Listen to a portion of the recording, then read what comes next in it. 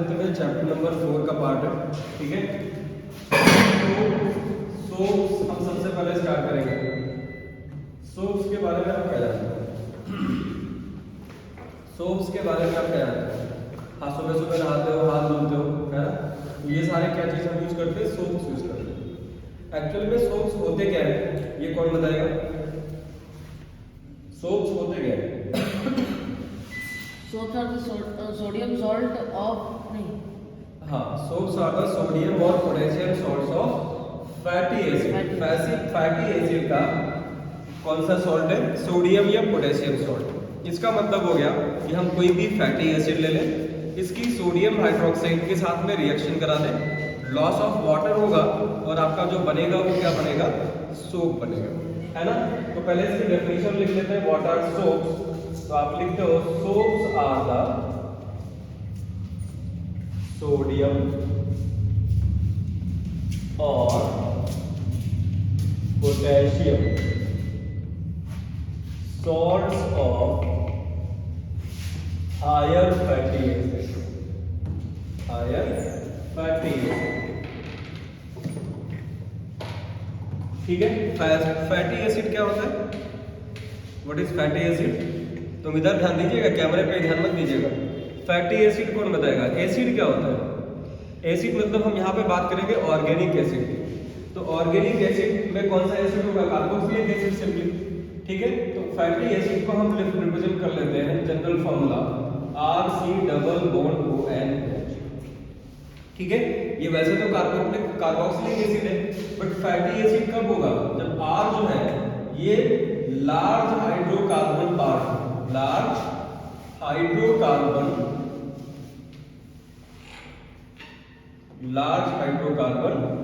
Chain, ठीक है ना। जैसे 17 कार्बन, 18 कार्बन, 20 कार्बन, इस तरह की कोई चेन हो तो उसको बोलेंगे हम ये कौन सा कंपाउंड है? ये फैटी एसिड है, जिसमें हाइड्रोकार्बन पार्ट बहुत बड़ा है। जनरली हम रिप्रेजेंट कर लेते हैं इसको R से। हम R की जगह लिख सकते हैं C7, R की जगह हम लिख सकते हैं, क्या लिख सकते हैं? C17H35, ठीक है। ये पामिटिक एसिड का फॉर्मूला होता है C17H35, इस तरह से। तो C17H35 इसकी जगह रख दोगे तो बड़ी सी कार्बन चेन मिलेगी और उसके आगे क्या लगा होगा? COOH लगा होगा, तो उसको हम बोलेंगे फैटी एसिड। इसको पॉज कर दो, उसको लगा दो और रख दो, ठीक है। तो फैटी एसिड का मतलब समझ पाए? Acid with long hydrocarbon chain, इसको हम क्या बोलते हैं? फैटी एसिड, ठीक है ना। अब इसकी हम रिएक्शन किसके साथ में करा रहे हैं? हमें इसको बनाना है सोडियम सॉल्ट, तो इसकी हम रिएक्शन करा रहे हैं किसके साथ में? सोडियम हाइड्रोक्साइड और पोटेशियम हाइड्रोक्साइड। इसको मैंने उल्टा लिख दिया NaOH, ठीक है। वो उल्टा क्यों लिखा है वो भी बता रहा हूं। और ये रिएक्शन किसकी प्रेजेंस में कराते हैं? Reaction takes place in presence of NaCl, ठीक है। तो आप देखो क्या होगा? लॉस ऑफ वाटर, NaOH क्या देगा? OH, और एसिड क्या देगा? H। क्या निकल गया? H2O। Loss of water takes place और बन क्या गया? देखो क्या बचा हुआ है? RC≡O and ONA, ठीक है ना। ये क्या था? ये फैटी एसिड है और इस पे सोडियम लग गया तो ये माइनस और प्लस, इस तरह के जो कंपाउंड्स होते हैं उनको क्या बोलते हैं? सॉल्ट्स। सॉल्ट्स में क्या होता है? आधा एक कैटायन होता है, दूसरा एनायन होता है, मतलब एक पॉजिटिवली चार्ज है, दूसरा नेगेटिवली चार्ज है। तो यहाँ पे भी क्या है? एक नेगेटिवली चार्ज है, दूसरा पॉजिटिवली चार्ज है, ठीक। तो ये हो गया आपका, this is sodium salt of fatty acid, ठीक है। और इसी को हम क्या बोलते हैं? इसी को हम बोलते हैं what?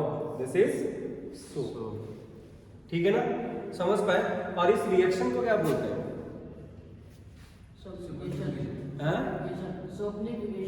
Saponification reaction. Yes, this reaction is known as saponification reaction. और ये सैपोनिफिकेशन रिएक्शन आपसे पूछ लिया जाता है कि व्हाट इज सैपोनिफिकेशन। तो सैपोनिफिकेशन क्या है? Saponification is the process of formation of soap. Soap की जो फॉर्मेशन है दैट इज द सैपोनिफिकेशन। फिर से एक बार देखो, सोप्स क्या है? सोप्स आर द सोडियम और potassium salts of fatty acid. Higher fatty acid लिखा हुआ है। हायर फैटी एसिड का मतलब जिसका मॉलिक्यूलर मास बहुत ज्यादा हो। और मॉलिक्यूलर मास कब ज्यादा होगा? जब R की जगह एल्काइल ग्रुप की जगह क्या लगा होगा? एक लॉन्ग हाइड्रोकार्बन चेन लगी हो। हाइड्रोकार्बन का मतलब समझ पा रहे हैं? कार्बन की एक चेन जिसमें सिर्फ कार्बन और हाइड्रोजन है, कुछ दूसरा नहीं है। ठीक है, तो उसको बोलेंगे हम long hydrocarbon chain and this reaction is known as saponification reaction. कोई बताएगा यहाँ पे NaCl क्यों यूज किया मैंने? कोई बताएगा कि NaCl क्यों यूज किया हमने?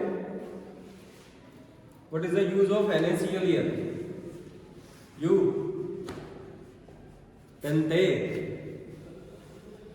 सब ये NaCl क्या करेगा? It helps in the precipitation of soap. Soap के प्रेसिपिटेशन में हेल्प करेगा। Precipitation of soap. ये ऑब्जेक्टिव क्वेश्चन अगर आपसे पूछ लिया कहीं कि what is the use of NaCl, तो NaCl is used in the, it helps in the precipitation of soap. देखो ये सोप बना, इसके साथ में वाटर है ना? एक्चुअल में यहाँ पे वाटर नहीं होता है। जब हम एक्चुअल फैटी एसिड लेते हैं तो यहाँ पे जो बाई प्रोडक्ट बनता है वो बनता है ग्लिसरॉल। ध्यान रखिएगा, what is the by product of saponification reaction? Glycerol. ठीक है, ग्लिसरॉल कैसा होता है? अल्कोहल कंपाउंड है। ग्लिसरॉल जो है ये अल्कोहल होता है और ये स्वीट इन टेस्ट होता है। ये ध्यान रखिएगा। ठीक है, तो ये सैपोनिफिकेशन समझ में आया। ये NaCl का यूज याद रहेगा। अगर आपसे सिर्फ सैपोनिफिकेशन पूछ दिया तो क्या बताओगे? Process of formation of soap from fatty acid. Reaction takes place in with sodium hydroxide in presence of NaCl at sodium salt of sodium और potassium salts of fatty acid form that is known as soap. Sir mind में जब बात करें यहाँ पे Easter का भी Easter को बेस के साथ रिएक्ट करा के बनाया। हाँ, ईस्टर को बेस के साथ में रिएक्शन कराओगे वो भी सैपोनिफिकेशन हो जाता है। सेम तरह की रिएक्शन होती है, उसको भी बता देता हूँ। नेक्स्ट केस कहाँ पे आएगा यहाँ से? प्लस सर आपने Na उल्टा क्यों लिखा? हाँ, Na उल्टा। Na से उल्टा इसलिए लिखा क्योंकि ये हमें H2O निकालने में आसानी रहेगी, जो आपको समझ में है। नहीं तो OH दूसरी तरफ होता, Na इधर होता, तो फिर वहां पे थोड़ा सा ये बनाने में दिक्कत होती। ठीक है, नेक्स्ट केस पे मूव कर जाए। अब देखो ये एक रिएक्शन बता रहा था कि ईस्टर की सोडियम हाइड्रोक्साइड से रिएक्शन कराते हो तब भी रिएक्शन कौन सी है? उस रिएक्शन को भी हम सैपोनिफिकेशन रिएक्शन बोलते हैं। तो देखो ईस्टर क्या होता है? ईस्टर होता है RC डबल बॉन्ड ONOR। ठीक है, ये कार्बन है, इसको हम बोलते हैं ईस्टर। एक्चुअल में इसका जो फंक्शनल ग्रुप होता है COOR is the functional group of Easter. ठीक है ना? ये ईस्टर बनता कैसे है? ईस्टर बनता है कौन सी रिएक्शन से? By the esterification reaction. याद करो, ईस्टरिफिकेशन रिएक्शन आपको आती होगी। ईस्टरिफिकेशन रिएक्शन क्या होती है? जब कार्बोक्सिलिक एसिड लीजिए और इसकी रिएक्शन कराइए किसके साथ में? अल्कोहल के साथ में, है ना? जैसे आपने एसिटिक एसिड लिया, ethanoic acid, and this ethanoic acid is allowed to react with ethanol C2H5 and OH। ठीक है, किसकी प्रेजेंस में रिएक्शन होती है? ये कॉन्सेंट्रेटेड H2SO4 की प्रेजेंस में ये रिएक्शन होती है। ठीक है, तो क्या होगा? OH from here and H from here, loss of water. ये कॉन्सेंट्रेट H2SO4 डिहाइड्रेटिंग एजेंट का काम करता है। यहाँ पे ध्यान रखिएगा, वाटर लूज करने पे इसका हाथ है। ठीक है, समझ पाए? तो अगर कहीं पे ये आ जाए कि एसिडिफिकेशन रिएक्शन में H2SO4 का क्या काम है, तो डिहाइड्रेटिंग एजेंट का काम करता है। एक्चुअली ये क्या करेगा? ये H2SO4 अपना H देगा, जिससे जो एसिड है वो प्रोटोनेटेड हो जाएगा, मतलब H जुड़ जाएगा उसके पास में। तो फिर इसको वाटर लूज करना पड़ेगा स्टेबिलिटी बढ़ाने के लिए। ठीक है ना? अब इसकी रिएक्शन करवा दी है, कॉन्सेंट्रेट H2SO4 के साथ में वाटर बना और बाकी जो बचा हुआ वो आपस में जुड़ गया। बाकी क्या बचा हुआ है? CH3 जो बचा, CO और फिर OC2H5। ठीक है, यही बचा। इसको हम ऐसे लिख सकते हैं CH3 C double bond O O C2H5 जैसे हमने वहां पर लिखा है। ठीक है, ये ईस्टर है, ईस्टर इसका कॉमन नेम है। एक्चुअल नेम इसका क्या हो जाएगा? एक्चुअल नेम इसका हो जाएगा एथाइल एथेनोएट। हाँ, इसका IUPAC नेम है एथाइल एथेनोएट। ये एथाइल ग्रुप लगा हुआ है और ये जो ईस्टर्स होते हैं उसमें हम O8 लगाते हैं, तो हो गया एथाइल एथेनोएट। गेटिंग? समझ पाए इस चीज को? इस तरह से ईस्टर बन रहा है, ईस्टर के साथ में वाटर बन रहा है। इस वाटर को हमें रिमूव करना पड़ता है। अगर ये वाटर नहीं हटाएंगे तो ये जो ईस्टर है ये रिवर्सिबल रिएक्शन कर देगा। मतलब जो ईस्टर बना एथाइल एथेनोएट जो बना, ये फिर से कन्वर्ट हो जाएगा किसमें? एसिटिक एसिड, एथेनोइक एसिड और एथेनॉल। ठीक है ना, due to the process of hydrolysis. तो किसी तरह से हमें ईस्टर को ये वाटर को रिमूव करना पड़ता है। ठीक है, ये जब आप क्लास 11th में जाओगे, 12th में जाओगे तो ये रिएक्शन हम लोग लैब में करते हैं। इसकी जो स्मेल आती है इसको हम बोलते हैं फ्रूटी स्मेल। मतलब फ्रूटी कोई स्मेल नहीं है, सिंपली ये कौन सी स्मेल होगी? प्लीजेंट स्मेल होगी या स्वीट स्मेल होगी। ठीक है, मतलब ऐसी स्मेल जो आपको हार्म नहीं कर रही होगी, अच्छी लगेगी। ठीक है, समझ पाए? अब ये जनरल फार्मूला है इसी ईस्टर का। R की जगह पे देखो यहाँ पे क्या हो गया, एक तरफ CH3CO ले लिया हमने, दूसरी तरफ एक तरफ CH3 ले लिया है, दूसरी तरफ C2H5 ले लिया है। तो ये जनरल फार्मूला हो गया ईस्टर। ठीक है ना, इसकी सोडियम हाइड्रोक्साइड से रिएक्शन कराएं। सोडियम हाइड्रोक्साइड क्या होता है? NaOH। ठीक है ना, NaOH कैसे टूटेगा? Na plus N OH minus N। ठीक है, दूसरा देखो ये जो RCOO है इसका डिसोसिएशन होता है यहां से। RCOO एक तरफ और R एक तरफ। RCOO माइनस और R जो है वो टूटता है प्लस के फॉर्म में, क्योंकि ऑक्सीजन जो है ज्यादा पावरफुल है, उसकी इलेक्ट्रोनेगेटिविटी ज्यादा होती है। तो ये जो बॉन्ड है ऑक्सीजन और R के बीच में या कार्बन के बीच में, उसको ऑक्सीजन अपनी तरफ खींच लेता है।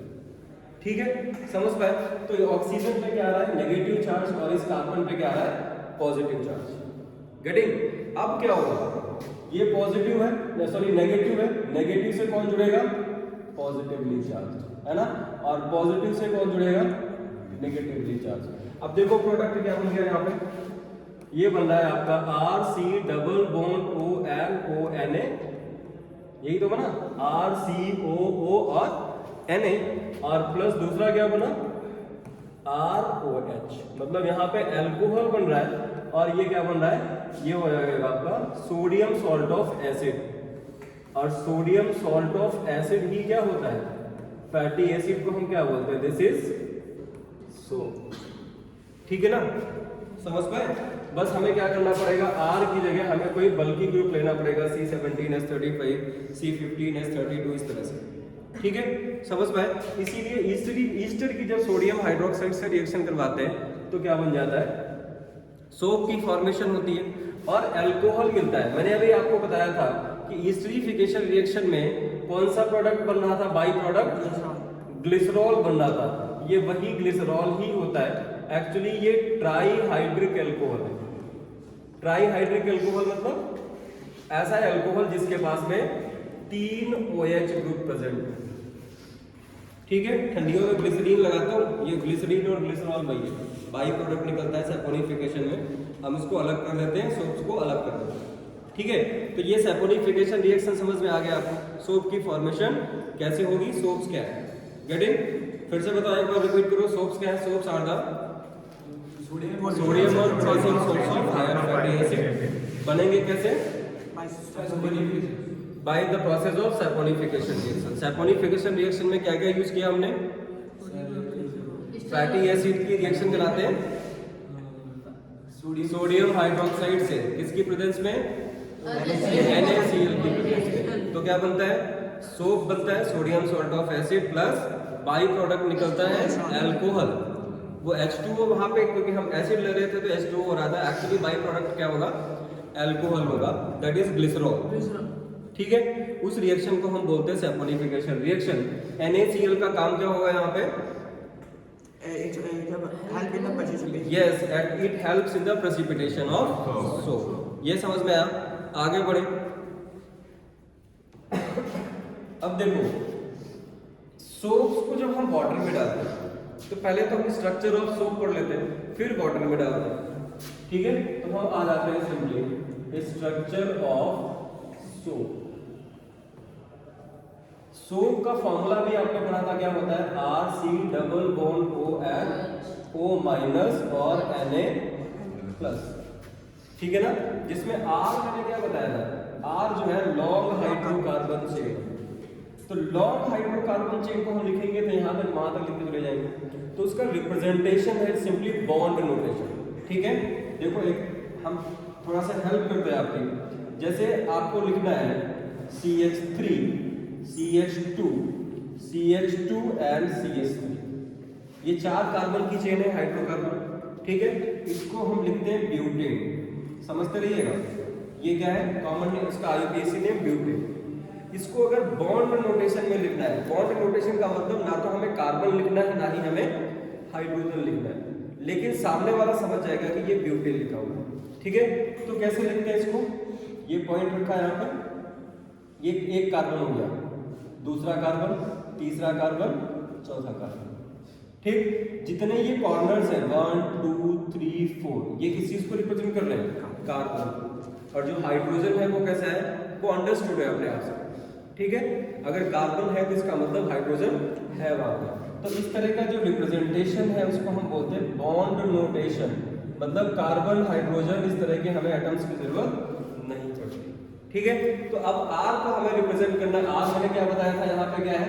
लगभग C17H35, ये कोई ग्रुप है एल्काइल में, ठीक है। तो C17 को अगर मुझे रिप्रेजेंट करना होगा तो हम कैसे करेंगे?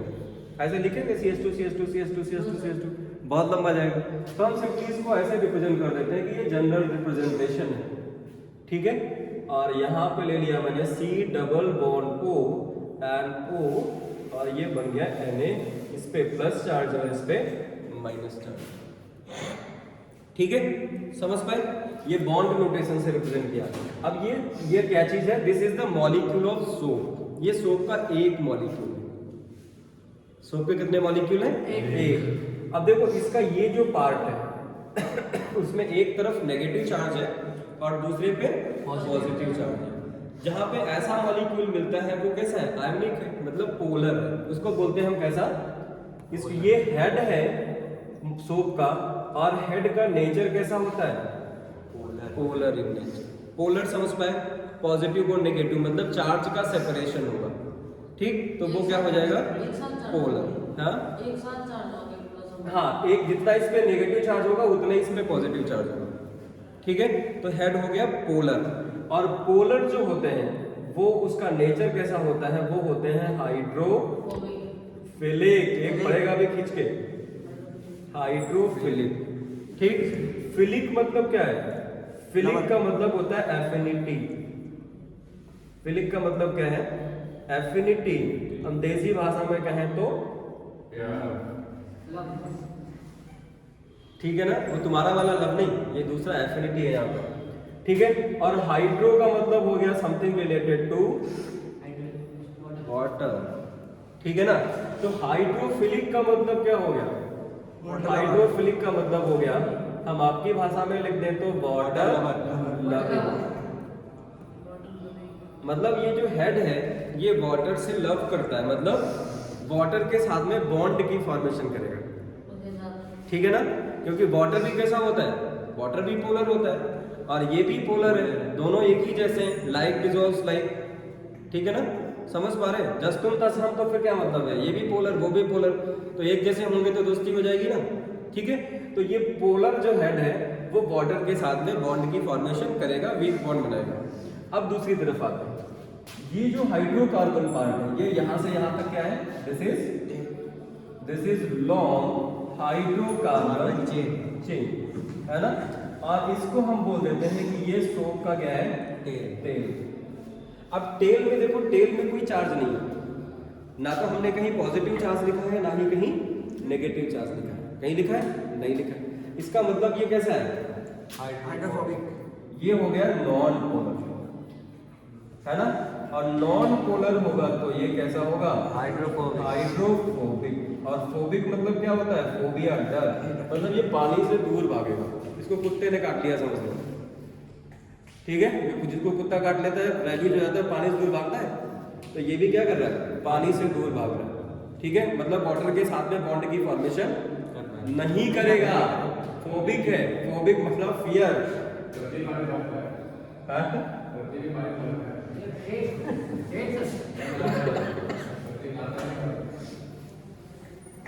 तुम भी हाइड्रोफोबिक हो क्या? ठीक है, इतना समझ में आया ये? बोलो, समझ में आया ना? अब देखो, जब इस सोप मॉलिक्यूल को हम वाटर में डालेंगे, ठीक है, हमें कपड़े धुलने इससे सोप की बात कर रहे हैं या नहाना है, तो उसमें क्या होगा? जो सोडियम और पोटेशियम सॉल्ट्स वाले होते हैं ये थोड़ा सा सॉफ्ट होते हैं, इसको हम नहाने में यूज कर लेते हैं। बाकी जो है स्ट्रॉन्ग जो बनाते हैं उनको हम कपड़े धुलने में यूज करते हैं, उनको डिटर्जेंट्स बोलते हैं, ठीक है ना? तो इसको पानी में डालेंगे तो क्या होगा? पानी में डालेंगे तो ये वाटर मॉलिक्यूल के साथ में बॉन्ड बनाएगा, लेकिन ये तो बनाएगा नहीं, है ना? तो जब एक definite quantity of soap is added to the water, तो ये जो है मॉलिक्यूल्स ये एक बॉल लाइक स्ट्रक्चर की फॉर्मेशन करते हैं, मतलब एग्रीगेट कर देते हैं, एग्रीगेट हो जाते हैं, गैदरिंग कर देते हैं। तो गैदरिंग कर देंगे तो ये तो पोलर है, इनमें रिपल्सन होगा, पॉजिटिव पॉजिटिव को रिपल कर रहा होगा, नेगेटिव नेगेटिव को रिपल कर रहा होगा। ये सारे एक ही जैसे, इनमें कोई रिपल्सन नहीं होगा, तो ये कैसे हो जाएंगे? एक पास में। और ये जो हेड है वो कैसे रहेंगे? दूर दूर, है ना? तो एक बॉल लाइक स्फेरिकल स्ट्रक्चर की फॉर्मेशन करते हैं, और उस बॉल लाइक स्ट्रक्चर को क्या बोलते हैं? फॉर्मेशन ऑफ मिसली, ठीक है, या मिसली फॉर्मेशन, और उसी प्रोसेस को हम बोलते हैं मिसलाइजेशन, ठीक है? आगे बढ़ते, यहाँ पर तक समझ में आ गया। तो नेक्स्ट समझ आता है फॉर्मेशन ऑफ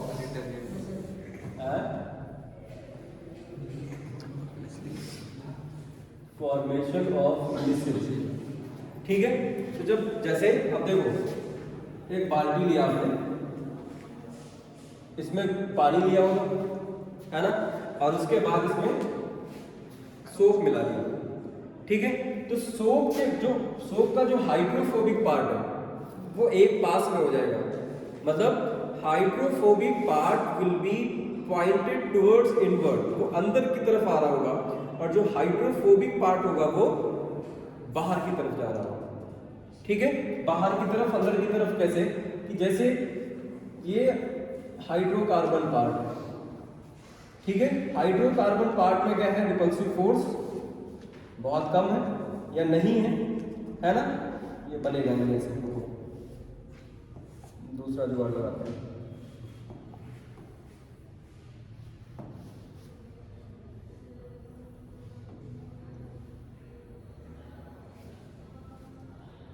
इस तरह से कुछ बनाते हैं।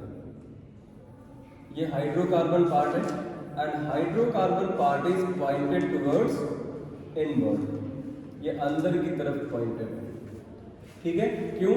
क्योंकि इसमें कोई चार्ज नहीं है और there is no repulsive force among them, कुछ इस तरह से, ठीक है? और जो हाइड्रोफिलिक पार्ट है वो कौन सा है? Head will be pointed towards outward, ये आउटवर्ड की तरफ होगा। देखो कैसे है, थोड़ा सा हमें, अरे वाह, ये भी हट जाएगा ऐसे, ये चला गया, चलो कोई बात नहीं। अब देखो क्या होगा? Head pointed towards outward, COO minus Na+, सब जगह यही होगा, COO minus Na+, COO minus Na+। तो ये किस तरह का स्ट्रक्चर आपको दिख रहा है? बॉल लाइक स्ट्रक्चर बनेगा, है ना? और इसी बॉल लाइक स्ट्रक्चर को हम क्या बोलेंगे? इसी बॉल लाइक स्ट्रक्चर को हम क्या बोलेंगे? मिसली। और इस प्रोसेस को हम क्या बोलते हैं? बोलो, इस प्रोसेस को हम क्या बोलते हैं? मिसलाइजेशन। समझ पाए इस चीज को? बट ये होगा कब? जब एक स्पेसिफिक टेम्परेचर चाहिए और एक स्पेसिफिक कॉन्सेंट्रेशन चाहिए सोप की।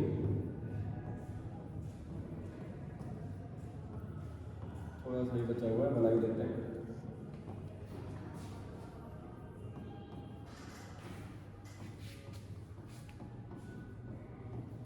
ठीक है, तो ये बॉल लाइक स्ट्रक्चर दिख रही है आपको, ये एक्वस मीडियम में होगी, मतलब जब आपने पानी में सोप को डाला इन अ डेफिनेट क्वांटिटी, ठीक है, and at a definite temperature, तो फिर क्या होगा, जो सोप के मॉलिक्यूल्स हैं वो एग्रीगेट हो जाते हैं, ठीक है।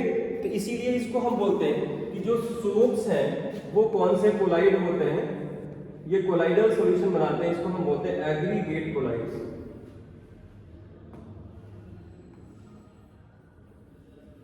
एग्रीगेट कोलाइड्स, कोलाइडल सॉल्यूशन तो जानते होंगे, है ना। तो ये एग्रीगेट कोलाइड है, सोप के मॉलिक्यूल्स, बड़े बड़े मॉलिक्यूल्स से आपस में इकट्ठे होकर एक स्फेरिकल बॉल लाइक स्ट्रक्चर की फॉर्मेशन कर रहे हैं। इस स्ट्रक्चर को हम क्या बोलते हैं, micelle, and this process is known as micellization. ये पूछा जा सकता है आपसे कि व्हाट इज मिसेली या मिसेलाइजेशन रिएक्शन क्या होती है। रिएक्शन नहीं है, सिंपली ये प्रोसेस है, ठीक है, समझ पाए। अब अगला एक्शन हमारा आता है क्लींजिंग एक्शन ऑफ सोप। कौन सा टॉपिक है, क्लींजिंग एक्शन। इसका क्या मतलब है, वॉशिंग मशीन में जब कपड़े डालते हो और जब वॉशिंग मशीन काम करना स्टार्ट कर देती है तो वो ब्रश लेके कपड़े रगड़ती है क्या, नहीं ना, वो पीटती भी नहीं है। गांव में हम लोग कपड़ों को डंडे से पीटते हैं भिगोने के बाद कि जो डस्ट है वो अलग हो जाए। मशीन तो कुछ नहीं करती, पानी भरा, निरमा डाला आपने, फिर मशीन एक क्लॉकवाइज घुमा रही है, फिर एंटी क्लॉकवाइज घुमा रही है। क्लॉकवाइज तेजी से घुमाती है, एंटी क्लॉकवाइज धीरे से घुमाती है, या एंटी क्लॉकवाइज धीरे से घुमाया तो क्लॉकवाइज तेजी से घुमाएगी, और उसी में कपड़े साफ हो जा रहे हैं। ना तो हमको उनको रगड़ना पड़ रहा है, ना ही हमको उनको पीटना पड़ रहा है, कुछ नहीं करना पड़ रहा है। हम इवन भिगोते भी नहीं है, डायरेक्टली डालते हो ना, पानी भरता है, उतनी देर भिगते हैं, उसके बाद जो है क्लींजिंग एक्शन स्टार्ट हो जाता है। तो ऐसा कैसे हो जाता है, हाँ? देखो, अच्छा कपड़े गंदे क्यों हो जाते हैं, डर्ट डिपॉजिट हो जाता है। जैसे आपकी कॉलर है, ये देखो हमारे कपड़े सब गंदे हो चुके हैं, क्यों, क्योंकि आपकी बॉडी जो है एक ऑयल सिक्रीट करती है ताकि आपकी जो स्किन है वो ड्राई ना होने पाए, है ना। अब क्लोथ का वो पार्ट जो उस पर्टिकुलर स्किन के कांटेक्ट में होगा, जैसे गर्दन, ये जो कॉलर है ये बार बार रगड़ती है इस पे, है ना, तो कॉलर जो है जल्दी गंदी हो जाती है क्योंकि वो ऑयल लगेगा, ऑयल के ऊपर डर्ट पार्टिकल्स जो है, डस्ट के पार्टिकल वो डिपॉजिट हो जाते हैं, ठीक है ना। अब उस डस्ट डर्टी क्लोथ को आपको धुलना है तो आप क्या करते हो, इसी तरह का सॉल्यूशन बनाते हो, मिसलाइजेशन होता है उसमें, और उसी सॉल्यूशन में आप क्या करते हो, एक सपोज ये क्लॉथ आपने डाला है जो डर्टी क्लॉथ है और इसमें यहाँ पे डर्ट लगा हुआ है, और बाकी इसमें पूरे में क्या भरा हुआ है, सोप सॉल्यूशन भरा हुआ है। ये जो पार्ट है ये क्या है, ये डर्ट। अब ये डर्ट धुलेगा कैसे, आपको मैंने बताया कि जो सोप का मॉलिक्यूल है इसके दो पार्ट्स हैं, एक तो हाइड्रोफोबिक पार्ट, दूसरा हाइड्रोफिलिक पार्ट। जो हाइड्रोफिलिक पार्ट है, हाइड्रोफिलिक पार्ट कौन सा है, COO- और Na+, ठीक है ना। It will be suspended into the water, ये वाटर में होगा क्योंकि ये हाइड्रोफिलिक है ना, वाटर मतलब, समझ पा रहे हैं, मतलब जो ये head, the head of the soap will form bond with the water molecule. There will be dipolar attraction. इसका जो polar molecule पार्ट है, वाटर के पोलर पार्ट को अपनी तरफ अट्रैक्ट करेगा, ठीक है। और दूसरा कौन सा पार्ट था, हाइड्रोफोबिक, उसको तो पानी से मतलब नहीं है, वो तो वाटर हेटर है। तो वो क्या करता है, वो इस डर्ट पार्टिकल के मॉलिक्यूल के साथ में बॉन्ड की फॉर्मेशन करता है। मतलब the tail of the soap molecule will be attracted towards the dirt particles, ठीक है ना, क्योंकि जो ऑयल होता है वो भी नॉन पोलर होता है और ये भी नॉन पोलर है, नॉन पोलर एक जैसे, ठीक है, समझ पा रहे हो। तो the hydrophobic part of this soap molecule will bond with the dirt particles of the cloth, ठीक है, and the hydrophilic part remains suspended into the water, ठीक है। अब जब वॉशिंग, ये बहुत सोप, अगर आपने 10 ग्राम सोप डाला है, 10 ग्राम डिटर्जेंट यूज किया है, तो उसमें मिलियंस ऑफ सोप मॉलिक्यूल्स है, बहुत सारा सोप मॉलिक्यूल है, ऐसा नहीं कि 10, 20, 100, 50 होगा, ठीक है। तो ये सारे क्या करेंगे, जो सोप का जो हाइड्रोफोबिक पार्ट है वो डर्ट के साथ में बॉन्ड की फॉर्मेशन करने का प्रयास करेगा, सारे लगे होंगे, कंपटीशन चल रहा होगा, ठीक है। अब मशीन क्या करेगी, जब ये कंपटीशन चल रहा होगा तो मशीन इस पानी को घुमाना स्टार्ट कर देगी, एक बार क्लॉकवाइज, दूसरी बार एंटी क्लॉकवाइज। अब सोचो मॉलिक्यूल इतना बड़ा है और ये जो है ये वाटर के साथ में बॉन्डेड है, तो जो हेड पार्ट होगा इसका सोप का वो वाटर के साथ में घूमेगा। वाटर अगर क्लॉकवाइज जाएगा तो क्लॉकवाइज जाएगा, एंटी क्लॉकवाइज जाएगा तो एंटी क्लॉकवाइज जाएगा, है ना। बट ये मतलब ये जो हेड है ये वाटर के साथ में कैसा है, ये वाटर के साथ में मोबाइल है, जब वाटर घूमेगा तो हेड भी साथ में जाएगा because of force of attraction, because of bond. But ये जो हाइड्रोफोबिक पार्ट है ये तो स्टेशनरी है ना, ये तो एक जगह बॉन्डेड है, ये तो घूमेगा नहीं, है ना। या जितना तेजी से पानी घूमेगा उतनी तेजी से क्लॉक तो घूमेगा नहीं। तो इसका मतलब होगा कि देयर विल बी सिंपली क्या बोलेंगे इसको, हाँ अनबैलेंस फोर्स कह सकते हो, या हम बोले जर्क, झटका टाइप का लगेगा किसको, यहाँ पे एक टेंशन क्रिएट होगी मॉलिक्यूल को, ठीक है ना। और जब टेंशन क्रिएट होगी तो मॉलिक्यूल, वाटर के मॉलिक्यूल क्या करेगा, ये पूरा इसको डर्ट पार्टिकल को खींच लेगा, ठीक है ना, खींच लिया। और खींच लेने के बाद ये कहाँ आ गया, सॉल्यूशन में। इसी तरह से n नंबर ऑफ मॉलिक्यूल जो है बार बार बॉन्ड बनाते हैं, फिर झटका पड़ता है, फिर बाहर जाते हैं, फिर बॉन्ड बनाते हैं। तो धीरे धीरे क्या होता है, जितने भी डर्ट पार्टिकल्स यहाँ पे होते हैं वो धीरे धीरे कहाँ जाते हैं, सॉल्यूशन में। और एट द एंड मशीन क्या करती है, उस पानी को बाहर निकाल देती है। तो with the removal of water the dirt particles also remove, ठीक है। इसको बोलते हैं क्लींजिंग एक्शन ऑफ सोप। मतलब सोप जो है डर्ट पार्टिकल्स को कैसे रिमूव करती है, that is the cleansing action, ठीक है। ये आपका हो गया सोप। इसके बाद आते हैं हम किस पे, डिटर्जेंट पे। कोई बता सकता है सोप और डिटर्जेंट में डिफरेंस क्या होगा, ये समझ में आ गया, आगे बढ़ जाए। अभी हार्ड वाटर सॉफ्ट वाटर आगे बताते हैं। तो अब बताओ भाई डिटर्जेंट क्या है। हमको तो पहले दोनों एक ही जैसे लगते थे, आप बताओ कोई डिफरेंस है क्या। बर्तन धुलने वाली भी बट्टी आती है, कपड़े धुलने वाली भी बट्टी आती है, नहाने वाली भी बट्टी आती है। सर जो डिटर्जेंट होते हैं वो कैल्शियम और मैग्नीशियम के सॉल्ट होते हैं। डिटर्जेंट्स जो होते हैं वो कैल्शियम और मैग्नीशियम के सॉल्ट, सोडियम सॉल्ट और सोडियम सॉल्ट ही होते हैं, सोडियम और पोटेशियम सॉल्ट्स ऑफ सल्फ्यूरिक नहीं सल्फोनिक एसिड, ठीक है। और इसको हम बना रहे थे फैटी एसिड से, सोप हम बना रहे थे फैटी एसिड से। डिटर्जेंट हम फैटी एसिड से नहीं बनाते हैं, फैटी एसिड महंगा पड़ेगा, है ना। 20 रुपए की बट्टी आप ले आए तो घर भर के कपड़े धुल जाते हैं उसमें, कपड़े धुलने वाला जो डिटर्जेंट होता है, तो उसको हम बनाते हैं फ्रॉम एल्कोहल, ठीक है। तो डिटर्जेंट्स को हम लिख लेते हैं, डिटर्जेंट्स हैं क्या, डिटर्जेंट्स आर द सोडियम और potassium salts of sulphonic acid. Sulphonic acid आ गया, इसका मतलब यहाँ पे सल्फ्यूरिक एसिड भी आएगा। और कभी बर्तन कपड़े धुलने वाले साबुन से अगर हाथ धुल देते हो तो हाथ कैसे हो जाते हैं, ड्राई हो जाते हैं, एकदम खुरखुरे हो जाते हैं, है ना, क्योंकि वहां पे सल्फ्यूरिक एसिड का सॉल्ट प्रेजेंट है, ठीक है। तो एक्चुअल में होता क्या है, हम कोई अल्कोहल लेते हैं, अल्कोहल का जनरल फार्मूला होता है RH, ठीक है ना। ये कोई अल्कोहल होगा, अल्कोहल के बारे में आप जानते हो, है ना। फंक्शनल ग्रुप अल्कोहल का क्या है, OH, जनरल रिप्रेजेंटेशन है ROH, ठीक है ना। इसमें जो R होना चाहिए वो 10 से या 12 से 14 कार्बन होने चाहिए, या 10 से मान लो 10 से 14 15 कार्बन।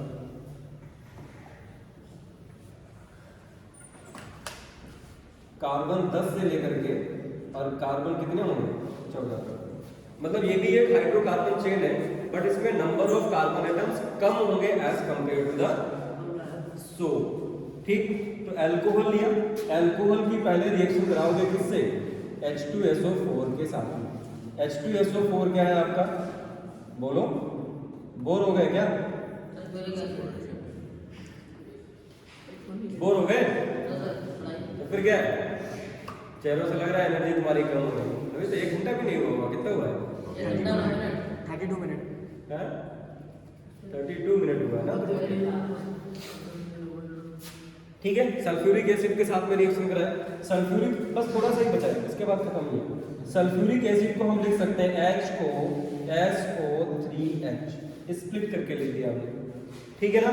तो H2SO4 जब अल्कोहल के साथ में रिएक्शन करेगा तो देखो अल्कोहल का H और सल्फ्यूरिक एसिड का OH चला जाएगा, क्या निकल गया? H2O रिलीज हो गया। और जो बचा है उसको जोड़ दो, जो बचा वो क्या बचा? RO फिर SO3H, इसको बोलेंगे सल्फोनिक एसिड ऑफ अल्कोहल, ठीक है ना? अब इसकी हम रिएक्शन कराते हैं किससे? अब इसकी रिएक्शन कराओगे आप NaOH सोडियम हाइड्रोक्साइड से। फिर से मैंने उल्टा लिखा है, ध्यान रखना क्या होगा? OH and H, फिर से निकला वाटर और क्या बन गया? ROSO3 माइनस और यहाँ पे हो जाएगा Na प्लस, ठीक? यहाँ पे अल्कोहल से बना तो इसको बोलेंगे sodium salt of sulphonic acid, यही बोलेंगे ना? और यही आपका क्या है? यही आपका है डिटर्जेंट। बाकी पूरी प्रोसेस सेम है, सैपोनिफिकेशन और वगैरह वगैरह जो कुछ सोप पे पड़ा, सेम क्लींजिंग एक्शन इसका भी वैसे ही होगा, बट इसका थोड़ा स्ट्रॉन्ग होगा क्योंकि यहाँ पे हमने क्या यूज कर लिया? सल्फ्यूरिक एसिड यूज कर लिया इसकी वजह से, ठीक है? इतना समझ पा रहे हैं? अब बताओ, कभी कभी पूछ लेता है सोप और डिटर्जेंट में डिफरेंस बताओ, difference between soap and detergent. तो डेफिनेशन लिखते हैं डिफरेंस। सर ये हार्ड वाटर के साथ रिएक्ट हो जाते हैं शायद। तो डिटर्जेंट्स जो है हार्ड वाटर के साथ में रिएक्शन कर जाता है, इसका मतलब वाटर के बारे में भी आपको पढ़ना पड़ेगा। तो पहले आ जाओ वाटर।